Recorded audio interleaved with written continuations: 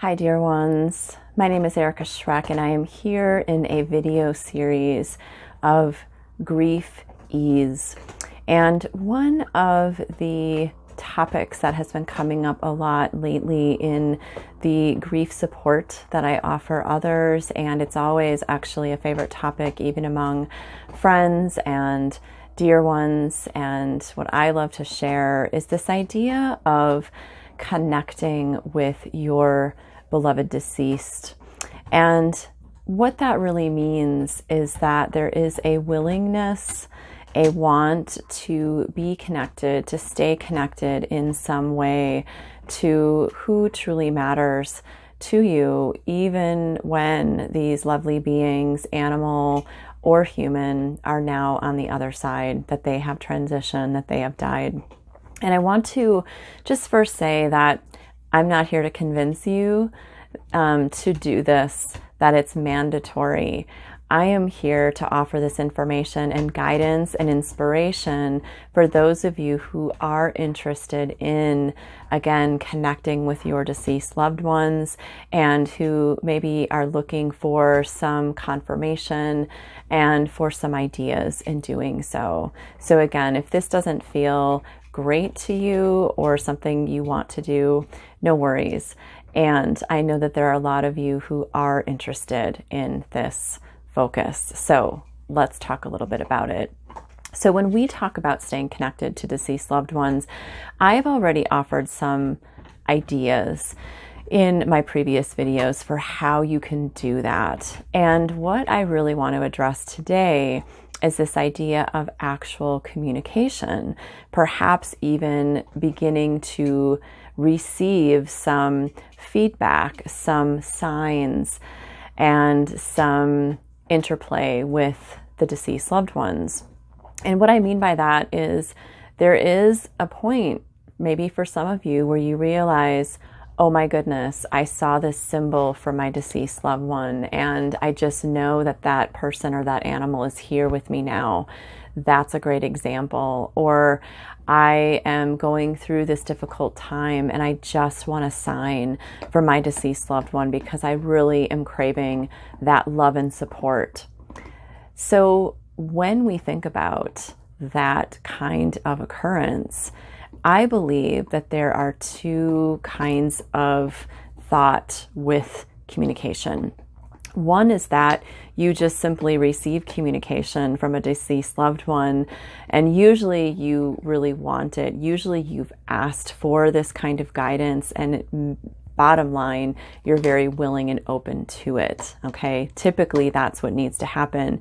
The other part of this can be actually asking for that communication, fostering it, and really doing some things that, and we're going to talk about that, that can really support you in a sort of process and request. So I have lots of stories. I feel like this kind of communication, this kind of practice and willingness is really fostered by stories. So I'd love to hear your stories, even in the comments or, personally reaching out. But I want to start by saying that talking with deceased loved ones is like another language. And often it requires us to learn another language. Some of you have heard me reference that when my father first died, and again, I was 24, he was 48, died suddenly of a heart attack. I thought it would be just like the movies, honestly. And I thought that he would just appear to me kind of like a ghost, full apparition, visible in front of me. And I honestly was a little bit scared about that as well, if I'm being, just really truthful. So here's what happened. My dad did communicate with me. I was very close to my father in many ways. He was a very spiritual person, and it wasn't all in the ways that I thought it would be. And I share this with you to say that when our deceased communicate, it takes a lot of energy. Now, that's a whole nother conversation, and I'm not going to try to explain it or prove it, but what I will say is all of your senses are valid. It ties in with how you even, express your intuitive abilities. So you might be very visual and have dreams, and your deceased might show up in dreams. In fact, that's a very common not as much energy for them to do so because we are so vulnerable in a way when we're sleeping and we're not judging the way we do in our waking time. We also might hear messages and kind of think that maybe something's wrong with us because we're hearing this voice, so we're not sure. Are we just making that up? Sometimes we actually hear the voice or the bark or the purr of a deceased loved one. So there is that possibility. We might just feel like, I just know that loved one is here right now. We might feel it. We might get chills or heat in our body or feel a certain way. We might even smell or taste, okay? All of our senses are valid in this process, and I encourage you to be open, because what I find, and have found for myself, again, you will figure out the communication, the new language. It's just not always how you expect. Here's some examples. So with my dad, I suddenly, when I came back, for example, from the funeral, that day I came back to my apartment and my bedroom light was on, and I thought, oh no, someone's broken in. Are you kidding me? I just went to my dad's funeral. This isn't happening. Well, I declared that no, that hadn't been what happened after, assuring certain things. And I did notice that on certain holidays, like Father's Day that year, that was a few months later, or when I was just simply talking about my dad or thinking about him or crying, the lamp in my bedroom would go on. And whether you believe me or not, that's not my job. I'm just sharing that. And the other thing that started happening as well was that my dad smoked cigarettes, and I would smell smoke of cigarettes. And actually, I didn't like that. And actually, I said to my dad, please don't come in that way. I'm glad to know you're here, but I didn't like the smell of cigarettes. So can you just not use that form? But the light, the electricity, the light would even go, it had like 3 levels, like went from dim to medium to high. And sometimes when the light was already on, it would go up notches. This was so wild. And so I share that to say that was really fascinating. Now that same week, another example, and what I'm saying is sometimes you can request, like, show me a sign. I was, in fact, driving to the funeral home to bring clothes that my dad would be buried in. So I had to choose the clothes and then deliver them. And I was kind of a mess that morning. And that morning, I actually said out loud to my dad, I really need you today. I need a sign that you're with me because this is so hard. This is so hard to go through and feel like this is all on me, etc. And so I will also share that week, what was really weird is that we were, our dad had died and I was planning the funeral, and in my windowsill there was this like fluster of ladybugs. Now this was April in Wisconsin in the United States, which is a pretty cold time. Ladybugs are not around that time of year, and there was just this surge of them in my window that like caught my attention. That was interesting, and that's actually important to the next part of my story. So the morning I'm driving the funeral clothes to the funeral home, I had asked my dad, can you just let me know you're with me? I'm just really missing you. And I was crying. I am passing the custard or ice cream place in town, in this very small town in Wisconsin. And I look over at the flavor of the day, which they posted on the sign each day. It was ladybug. I have never heard of an ice cream flavor called ladybug. I didn't even know what it was. And what? Right? So it was a sign to me that my dad was with me. So here's some other fun ones. Also with my dad, ladybugs would now appear in interesting places. Like when I was teaching writing at the university in Milwaukee, I went to get my mail one day, really missing my dad because I was in grad school when he died. And on my mailbox, wooden mailbox in a sealed, no open windows room in a university, there's a ladybug by my name on my mailbox. Okay. The other thing is sometimes, my dad, he rode motorcycles and, old cars and all the things. And so motorcycles, Harley Davidsons especially, always were a sign as well. And so I was driving, I live in Colorado now, but driving to visit my family in Wisconsin, and it was on a highway, And I just suddenly just kind of felt my dad. And I actually did see a little visual out of the corner of my eye, is the best way I can explain it, of a man that looked like my dad on a motorcycle. And my dad had long hair, his ponytail kind of bouncing in the back. And I'm like, well, that's cool. I'm like, hey, Dad, and it made me smile and think of him. And not a mile and a half later, on the road, off the side of the road, I see lit up signage. It's dusk at this time. And the orange letters of a Harley Davidson retail store, right? And not all of the letters were lit. So if you think about Harley Davidson, Harley was all lit up, all the letters. But in Davidson, the only letters that were lit up were the D, A, and the second D. What? Harley Dad.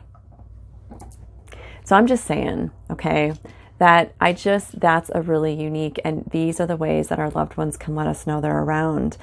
Now, another recent one, I have a lot of these stories, and again, I'd love to hear yours. And then after I share this next story, I'm actually going to go into a second part of this video and giving you some tips for requesting this guidance and maybe even having dialogue.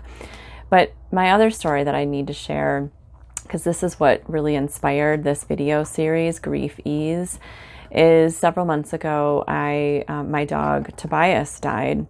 And it was actually he died in early December, and a few weeks later it was Christmas. And it was late the night of Christmas Eve that I was going to bed, and we had this tradition, if you will. I'm sure you have rituals with your, people and animals. That's why it's so hard when we lose them, because we're just used to all these things. It's part of our routine, right? So I would go and start brushing my teeth, and I kind of walk around because it's the electric toothbrush and there's a 2-minute cleaning. So I'm walking around, turning on my white noise machine. And at that time, Tobias would usually move from the living room couch into my room and wait on the bed for me, because he would sleep in my bed. And so in that night, I come out and I noticed that I had closed my door. I had just slept with my bedroom door closed, mostly because of him. He was safer that way. He felt less anxious. And I come out and my door is open. And I thought, okay, well, that's interesting. A little weird, but not the strangest thing. I close the door again. I go back in, I finish brushing my teeth, and I come out again. The door is open. And then, and this is what made me cry, especially, I look over on the bed, and I will show an image of this on the screen here when I edit this video. I see, and you can't make this up, an imprint of my dog Tobias's shape on my bed. Now, I had just drawn the covers down and flattened it out. Don't know why I had flattened it out. Yeah, and it looked like he had literally been there because, he was a bigger dog. And I took a photo because the immediate thing was I thought of my sister, one of my sisters. I'm like, I got to tell her the next day. She's not going to believe me if I don't have a photo. And you can't do this, right? Create the shape and the weight. So, oh my goodness. So yeah, so that's amazing. So there's that. Now, the other part of this video that I wanted to just offer is that there are many ways, just simply, yes, I do mediumship work and I offer that in a lot of my grief sessions. But here's the thing that I always say, you don't need me. Classically, people will say, well, tell my loved one, we're talking in the session, tell my loved one this. And I said, your loved one hears you. So you say it. And I always walk people through ideas for communicating, right? For continuing that connection. So just talking to your loved one, you could be in your home, in your room, outside, and listen. And it takes trust. Everything I'm just about to share with you takes a lot of trust, because it's easy to doubt. It's easy to think I'm making this up.